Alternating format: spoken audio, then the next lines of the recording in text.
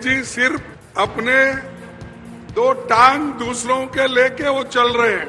एक टांग है टीडीपी की और एक दूसरी टांग है बिहार के हमारे नीतीश बाबू की। ये दोनों टांगों पे चल रहे हो। अगर वो कभी थोड़ी सी उसको लात मार दिए तो मोदी जी कभी भी गिर सकते हैं। पूरा विवाद कांग्रेस के राष्ट्रीय अध्यक्ष मल्लिकार्जुन खड़गे के रायपुर में हुई सभा से शुरू हुआ। मल्लिकार्जुन खड़गे ने बीजेपी पर निशाना साधते हुए कहा कि मोदी सरकार दूसरे के दो टांगों के सहारे चल रही है। एक टांग टीडीपी की और एक टांग बिहार के नीतीश कुमार की है।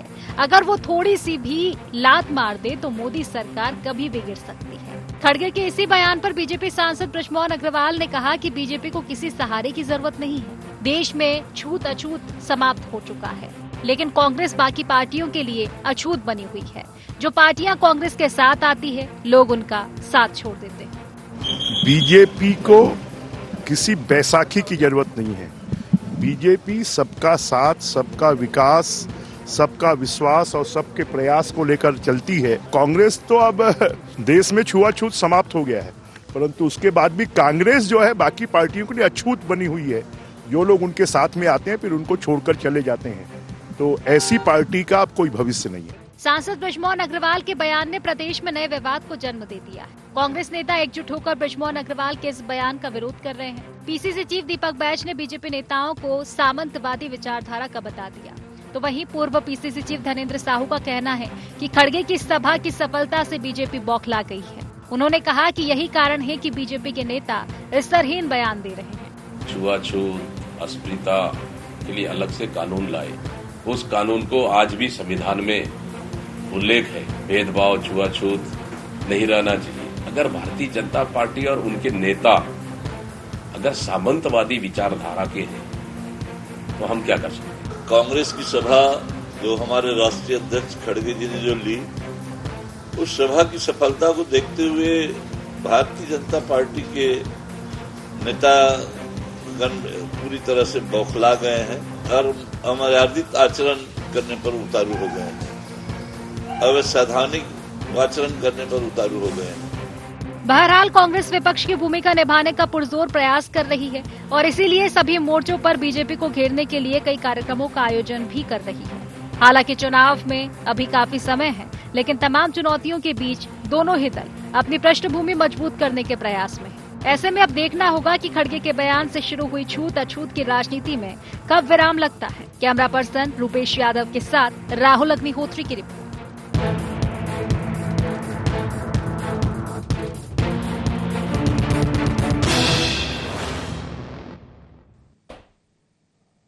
नमस्कार, गोहार छत्तीसगढ़ देख रहे हैं आप और मैं हूं आपके साथ खुशी व्यास। देखिए, छत्तीसगढ़ में जल्द ही सियासत के सुर सुनने को मिल सकते हैं, ये हम सबको पता था, क्योंकि 7 तारीख एक ऐसी तारीख थी जब दोनों ही पार्टी के कहीं ना कहीं दिग्गज छत्तीसगढ़ में पहुंच रहे थे। एक और सभा होने वाली थी कांग्रेस की, दूसरी और बीजेपी का प्रशिक्षण शिविर, और ये तय था कि कहीं ना कहीं कांग्रेस बीजेपी पर निशाना जरूर साधेगी। खड़गे जी कुछ ना कुछ तो बोल कर जाएंगे। हुआ भी कुछ ऐसा ही है। अब इस बयान के बाद देखा जाए तो एक और बयान पर सियासत बिछड़ चुकी है। छत्तीसगढ़ में छूत अछूत पर विवाद शुरू हो गया। इस बार यह लड़ाई समाज की नहीं बल्कि राजनीतिक दलों के बीच हुई है। कांग्रेस के राष्ट्रीय अध्यक्ष मल्लिकार्जुन खड़गे के बयान पर पलटवार करते हुए बीजेपी सांसद बृजमोहन अग्रवाल ने कांग्रेस को अछूत करार दे दिया। अब इसके बाद कांग्रेस नेता बीजेपी को सामंतवादी विचार वाली बात बता रहे हैं कि भाई कैडर बेस खुद को कहती है बीजेपी, लेकिन क्या इस तरह के शब्दों का उपयोग उचित है? सियासत इसी को लेकर लगातार जारी, इसी पर आज हम चर्चा करेंगे और उससे पहले कोहार पॉइंट जान लेते हैं। बृजमोहन अग्रवाल के कांग्रेस को अछूत बताने की क्या है मायने?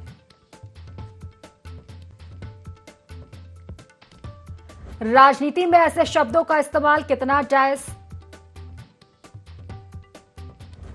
छूत अछूत की राजनीति का जनता पर कितना पड़ेगा असर? कांग्रेस क्यों बता रही बीजेपी को सामंतवादी विचारधारा वाली पार्टी?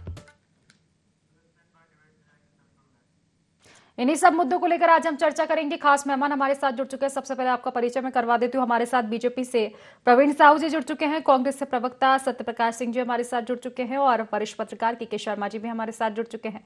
आप तीनों ही मेहमानों का बहुत बहुत स्वागत है इस खास चर्चा में। चर्चा की शुरुआत प्रवीण जी आप ही से करना चाहूंगी, क्योंकि पहले खड़गे जी आप पर तंज कसते हैं, फिर आपकी पार्टी की ओर से जवाब भी दिया जाता है, लेकिन अब इस जवाब पर भी सियासत मची हुई है कि ठीक है बैसाखी वाली सरकार आपको कह दिया, लेकिन ये जो शब्दों का इस्तेमाल किया गया है आखिर ये कितने जायज?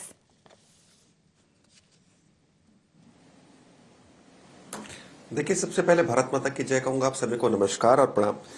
देखिए, जनता जान रही है कि कौन सा दल बैसाखियों पर है। अगर हम बात करें इंडी गठबंधन की, जिसमें अनेक दल है और कोई भी दल किसी भी दल का नहीं सुन रहा है। अगर हम बात करें चाहे वो टीएमसी की हो या किसी भी हम बात करें आम आदमी पार्टी की, कहने को तो ये इंडिया गठबंधन की पार्टी है, लेकिन लगातार एक दूसरे के खिलाफ आरोप और प्रत्यारोप कहीं ना कहीं चुनावी आपस में लड़ते हैं। चाहे हम बात कर ले, हम पंजाब की हम राज्य की बात कर ले, दिल्ली की हम राज्य की बात कर ले, बहुत सारे आप विषय को देख सकते हैं। और वही भाजपा की हम बात करें तो भाजपा लगातार एकजुट है।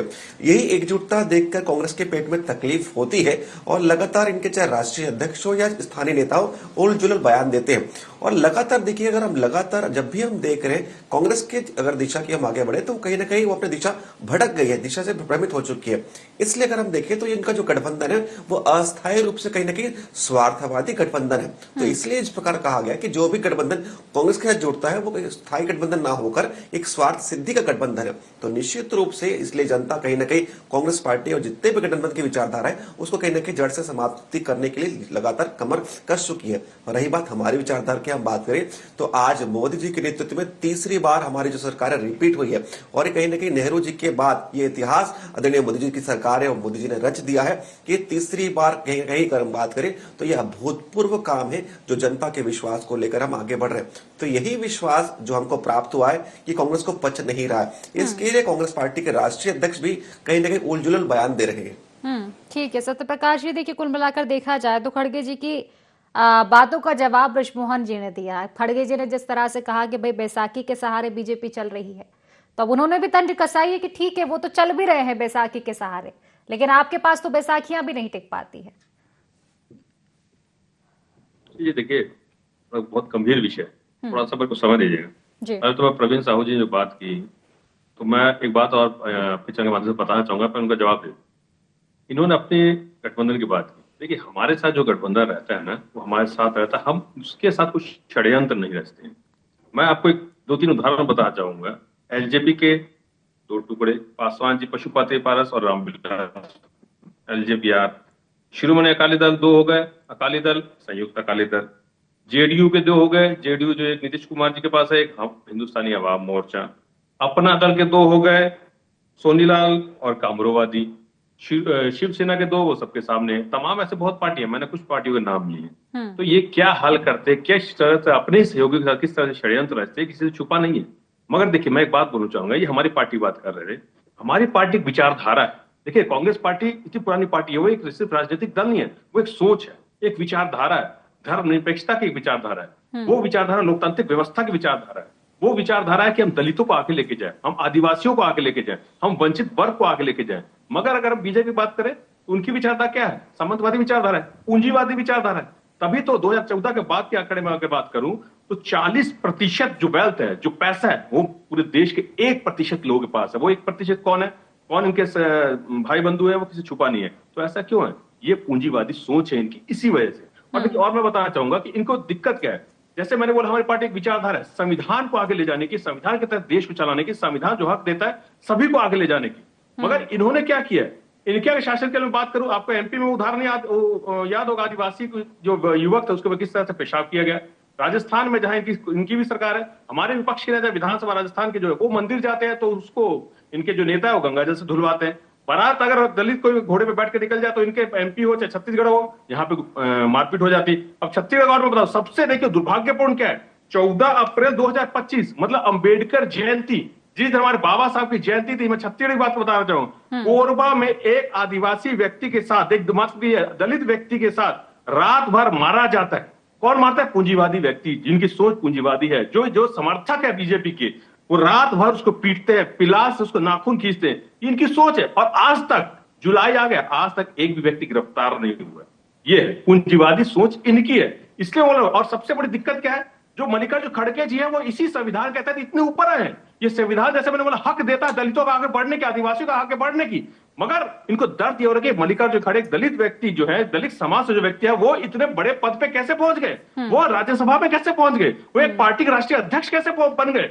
ये इनकी सोच है, क्योंकि इनकी सोच पूंजीवादी सोच है। इनकी सोच है आदिवासियों कैसे कुचला जाए, किस तरह से यहाँ पे अडानी के लिए इन्होंने आदिवासियों को खून बहा दिया, किस तरह से अडानी के लिए आदिवासियों को लाठीचार्ज करा दी, आदिवासी अपने हक मांगे जाते उनको गाड़ियों में बिठा दिया जाता है। इसलिए बोल रहे इनकी सोच यही है, पूंजीवादी सोच है। ये नहीं चाहते कि दलितों का कहीं ना कहीं आगे बढ़ाए, दलितों को आगे सम्मान दे। इसीलिए बोलना चाह रहा हूं कि ये कहीं ना कहीं अपने लोग आगे बढ़ाने के लिए और दलितों के प्रति जो कुंठा रखते हैं वो आज भी इनके प्रशिक्षण हो रहा है। मगर नड्डा जी ने क्या प्रशिक्षण दिया वो नड्डा जी समझ पाते कि आज भी प्रशिक्षण होने के बाद भी दलितों के लिए ऐसा व्यवहार रखते हैं। तो मैं सोच रहा हूं कि भारत देश किस तरफ जा रहा है तो देश दुनिया या हमारे देश के लोग भी देख रहे हैं। ठीक है, निश्चित जवाब लूंगी प्रवीण जी से। उसके पहले के शर्मा जी की प्रतिक्रिया। के शर्मा जी, देखिए मुद्दा ही यही है आज का कि आखिर कौन किसके सहारे कितना है। दोनों ही पार्टियां एक दूसरे के सहयोगी दलों को लेकर अब बयानबाजियां कर रही है। हालांकि बीजेपी को लेकर जिस तरह से नतीजे आए थे तो ये पहले से ही तय था कि बीजेपी 400 पार का जो एक नारा लगाकर चल रही थी, फुल्ली कॉन्फिडेंस में नजर आ रही थी, कहीं ना कहीं वो कॉन्फिडेंस डाउन होता नजर आया है तो बैसाखी की सरकार अगर देखा जाए तो, लेकिन अब इस पर आमने सामने दोनों ही पार्टियां हो चुकी हैं। देखिए खुशी जी, गठबंधन की राजनीति चल रही है अभी, चाहे आप इंडी गठबंधन की बात करें चाहे एनडीए की बात करें। यदि इंडी गठबंधन में 37 राजनीतिक दल, 44 राजनीतिक दल एनडीए में है, इसका तात्पर्य यह है कि अभी एक दल को पूर्ण बहुमत के सरकार बनाने की स्थिति में नहीं है। इसी को लेकर बैसाखी की बात कही जा रही है और राजनीति में जो छूत अछूत की बात चल रही है, ये तो संवैधानिक रूप से समाज में तो छूत अछूत बंद हो चुका है और इसको कानूनन अपराध भी माना गया है। राजनीति में आप देखिए कि छूत अछूत इसलिए नहीं दिखता कि आप महाराष्ट्र में देख लीजिए, बिहार में देख लीजिए। बिहार में वही नीतीश कुमार एक इंडी गठबंधन के साथ सरकार बनाते हैं, फिर कुछ समय बाद एनडीए के सरकार बनाते हैं, तो सत्ता के लिए एक समझौता की बात। महाराष्ट्र में आप देखिए शिवसेना किसके साथ थी, क्या विचारधारा है, उसके साथ कांग्रेस और राजपा का गठबंधन देखने को मिलता है। और जो ये बात कह रहे हैं कि एक चीज कल उन्होंने ये कही है खड़गे जी ने कि हमारे पास 10-20 सीट यदि छत्तीसगढ़ मध्य प्रदेश से मिल जाते तो स्थिति बदल जाती। तो ये भी एक है कि यदि ऐसा हलता। और दूसरा है कि ये जो बैसाखी की सरकार है, बिहार चुनाव के बाद क्या परिवर्तन की उम्मीद देख रहे हैं कि नीतीश कुमार के प्रति जो सहानुभूति है कांग्रेस की, तो कल आने वाले समय में कोई परिवर्तन हो सकता है क्या? इसके माध्यम से कार्यकर्ताओं में उत्साह बनाए रखने का भी प्रयास है कि कल हो सकता है कि 20 सीट यदि मिल जाए तो मोदी जी को गुजरात जाना पड़ेगा। ये भी बात कल उन्होंने कही है खड़गे जी ने। तो कहने का तात्पर्य है कि राजनीति में अभी गठबंधन की स्थिति चल रही है, एनडीए गठबंधन ही लगातार सरकार में है, चाहे भाजपा को कितनी भी सीटें मिली हो। उसी तरह से अब इंडी गठबंधन के माध्यम से जो राजनीति चल रही है वो आगे जाके महाराष्ट्र चुनाव में शिवसेना की जो स्थिति देख रहे हैं, दोनों भाइयों का अभी चल रहा है, उसको क्या स्थिति बनती है, ममता बनर्जी की क्या होता है। इसलिए कोई भी राजनीतिक दल किसी के साथ समझौता कर ले तो आज किसी को आश्चर्य नहीं होगा। विचारधारा की निश्चित रूप से कांग्रेस की अपनी विचारधारा है, धर्मनिरपेक्ष समाजवाद को लेकर अभी लगातार विवाद की स्थिति बनी हुई है। आपातकाल में इसको जोड़ा गया, उसको रखना है कि नहीं रखना है, ये तमाम प्रकार के राष्ट्रीय स्तर पर चर्चा का विषय बना हुआ है। लेकिन कांग्रेस की अपनी एक विचारधारा है और भाजपा की अपनी विचारधारा। इसके बावजूद जो अन्य राजनीतिक दल हैं वो ये दो भाग में बटे हुए हैं, ये कहा जा सकता है। तो दो दली शासन व्यवस्था की जगह में यहाँ पे बहुदलीय एक शासन चल रहा है। तो इसमें जो है किसके साथ, कौन कांग्रेस के साथ है, अभी अछूत की स्थिति है नहीं। चुनाव के समय क्या होगा, कांग्रेस के साथ कितने लोग रहेंगे, कितने हट जाएंगे, ये तमाम प्रकार की बातें राजनीतिक है। लेकिन ये सही है कि राजनीति में अभी राजनीतिक दलों के बीच अछूत वाली स्थिति तो नहीं है। कोई भी किसी के साथ गठबंधन करने की स्थिति में है या कर रहे हैं। निश्चित तौर पर ये बेहतर बात आप कह रहे हैं कि कब कौन सी चीज बदल जाए कुछ कह नहीं सकते, खासतौर पर चुनाव के समय में। प्रवीण जी, देखिए अभी फिलहाल जो स्थिति देखी जाएगी, गठबंधनों की जिस तरह से बात की जा रही है, आरोप प्रत्यारोप लगाए जा रहे हैं, लेकिन कहा जाए तो दोनों के ही घर आपके तो शीशे के हैं। कौन सा पूर्ण बहुमत आप लेकर आए हैं या फिर कांग्रेस लेकर आई है, तो अब डिपेंड करेगा कि आपका जो गठबंधन है उसमें मजबूती कितनी है।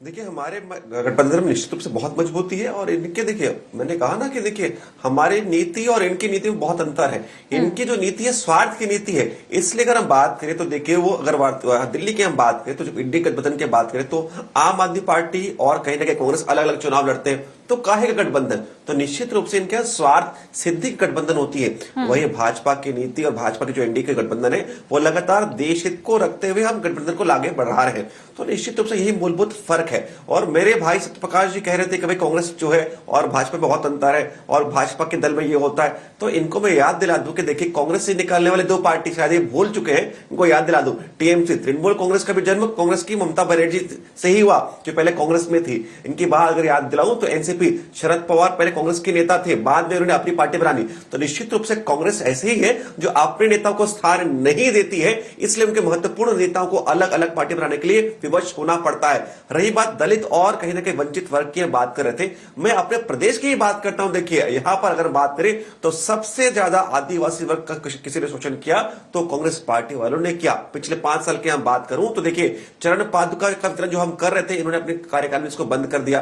तेंदुपत्ता के संग्रह की जो मानक दर में होती है कोई वृद्धि नहीं किया। अगर हम बात करें देखिए हमारे काल में कार्यकाल में प्रयास नामक आवासीय विद्यालय हमने शुरू किया था, इन्होंने बंद कर दिया। भाजपा की सरकार लौटती है, फिर से प्रयास नामक आवासीय विद्यालय को हमने दोबारा शुरू कर दिया है। हमने तेंदुपत्ता संग्रहों के मानक दर में वृद्धि करते हुए 5500 की राशि उनको प्रदान कर रहे हैं। और महत्वपूर्ण विषय आदरणीय खुशी जी आपके दर्शकों को बताना चाहूंगा कि वर्तमान में हम आजादी के 78वें वर्ष में हैं और हमारे 13 से अधिक ऐसे जनजाति हैं जिनको केवल क्लरिकल एरर के चलते यानी मात्रात्मक त्रुटि के चलते आरक्षण का लाभ नहीं मिल रहा था। इसलिए पिछले लोकसभा के सत्र में जब दीपक बैज सांसद थे तब कहीं मोदी सरकार ने एक बिल लेकर आया, जिसके विरोध में दीपक बैज जी समेत जितने कांग्रेस के जो नेता थे सांसद थे उन्होंने विरोध कर दिया, क्योंकि नहीं चाहते थे कि जितने भी आदिवासी भाई हैं उनको आरक्षण का लाभ मिले। तो सही हित में कोई अगर आदिवासी का विरोधी है तो कांग्रेस पार्टी की है। और ये देखिए बात बात पर अंबेडकर जी को कोट करते हैं। इनको याद दिला दूं जब 1952 में अंबेडकर जी जब बॉम्बे उत्तर से चुनाव लड़ रहे थे, साथ में उसके बाद जब 1954 में जब उपचुनाव हुआ था भंडारा से, जब लड़ाई लड़ रहे थे, तब कांग्रेस पार्टी ने उनके खिलाफ काम किया था और तत्कालीन देश के प्रधानमंत्री सम्मानित नेहरू जी ने उनके खिलाफ प्रचार किया था। तो कहीं ना कहीं अंबेडकर जी को वर्तमान में कहीं श्रेय देने वाले ये वही कांग्रेसी लोग हैं जो भूतकाल में कहीं ना कहीं अंबेडकर जी का लगातार विरोध करते हैं। और उन्हीं के विरोध के चलते चाहे वो 52 हो चाहे 54 का चुनाव हो, कहीं ना कहीं अंबेडकर जी को चुनाव हारना पड़ा था। और भारत रत्न का सम्मान क्या आपने उनको दिया था? ना जीते जीते सम्मान किया, ना उनके मरणोपरांत उनका सम्मान किया। केवल अंबेडकर जी के नाम पर आपने कहीं ना कहीं वोट पाने की कोशिश की और आदरणीय अंबेडकर जी ने जो संविधान बनाया उस संविधान को तार तार करने का काम किसी ने किया तो कांग्रेस पार्टी ने क्या हो, चाहे वो आपातकाल लगाकर हो या कहीं ना कहीं हम कहें तो कहीं ना कहीं बहुत सारे ऐसे विषय हैं जिसके माध्यम से आपने संविधान को तार तार किया। भाजपा जब भी सत्ता में आई है हमने संविधान की रक्षा के लिए मूलभूत काम किया है। देखिए मैं बोलूंगा, अभी अम्बेडकर जी की बात कर रहे थे, अम्बेडकर जी को संविधान सभा का अध्यक्ष किसने बनाया था, किसके सरकार बना? और वही जब संविधान लिख रहे थे तो उस संविधान के प्रतियां आरएसएस के लोगों ने जंतर मंतर पे जलाया था, उसका विरोध किया था और ये कहा था कि ये हमको अब मान्य नहीं है, ये कहीं ना कहीं हमारी सोच से मुताबिक नहीं है, हम इसका विरोध करते हैं। इसकी प्रतियां उन्होंने जलाई थी कि आरएसएस के वंशज है, उनको जानकारी होनी चाहिए, पहली बात। दूसरी बात देखिए यहाँ की मैं बात करूँ, तेंदुपत्ता की बात कर रहे थे, 30 से 35% तक की खरीदी हुई है, पहले जानकारी लेकर। आदिवासी को किस तरह से खून बहाया गया है, अडानी के लिए जमीन किस तरह से ली गई है, किस तरह से उनके साथ व्यवहार हो रहा है, रायगढ़ से लेकर बीजापुर से कोई भी क्षेत्र ऐसा बचा हुआ नहीं है, हर कोई जानता है, प्रदेश के एक एक व्यक्ति जानता है। ये क्यों छुपा रहे इस चीज को? और आज ये बहुत अच्छी बात इन्होंने बोली, देखिए अंबेडकर के जो अनुयायी है, जो दलित वर्ग है, इन्होंने बात बोली। मैं आपको तथ्य के साथ बताना चाहूंगा, कुछ में थोड़ा सा समय दीजिएगा। 2014 के बाद से मामले बढ़ते जा रहे हैं। आपको मैं बताना चाहूंगा 2014 के बाद 64 बड़े मामले हैं जिसके अंदर मॉब लिंचिंग और तमाम अत्याचार उसमें 88% जो मामला अल्पसंख्यक और दलितों के ऊपर है। तो ऐसा क्यों है? उसमें आपको याद होगा दादरी का जो अलखाक वाला मामला था वो भी 64 में मैं बताना चाहूंगा। और आज ये एनसीआरबी का आंकड़ा कहता है कि 2018 से 2022 तक 35% मामले बढ़े हैं। हम बात करें इस प्रदेश की बात करें, 13 जनजाति को लाभ नहीं मिला था, हमने लाभ के लिए काम किया। दीपक बैज जी सांसद थे, आपके कांग्रेस के जितने सांसद थे, क्यों विरोध किया? क्योंकि आप नहीं चाहते कि उनको लाभ मिले। आप लोग लगातार आदिवासी वर्ग के नाम पर वोट पाते हैं और उनके हित में कोई काम नहीं करते। बिहार, उड़ीसा और हमारा छत्तीसगढ़ भी और महाराष्ट्र में मतलब 6-7 राज्य तमाम इन्हीं के हैं। तो दलितों के साथ क्या ये व्यवहार कर रहे हैं, आदिवासियों के साथ क्या ये व्यवहार कर रहे हैं, हम नहीं बोल रहे, ये इन्हीं का आंकड़ा कह रहा है। एनसीआर भी बता रहा है कि आपके शासन आज काल में आपने दलितों के प्रति एक व्यवहार क्या हो वंचित रहा है। दलित वर्ग से आने वाले आदरणीय खड़गे जी को आपने रबर स्टैंप बना दिया है। कर्नाटक के विषय में जब पूछा जाता है कि सीएम कौन बनेंगे तो खड़गे जी को कहना पड़ता है कि आलाकमान तय करेगा। तो निश्चित रूप से आपने दलित समाज का अपमान किया है।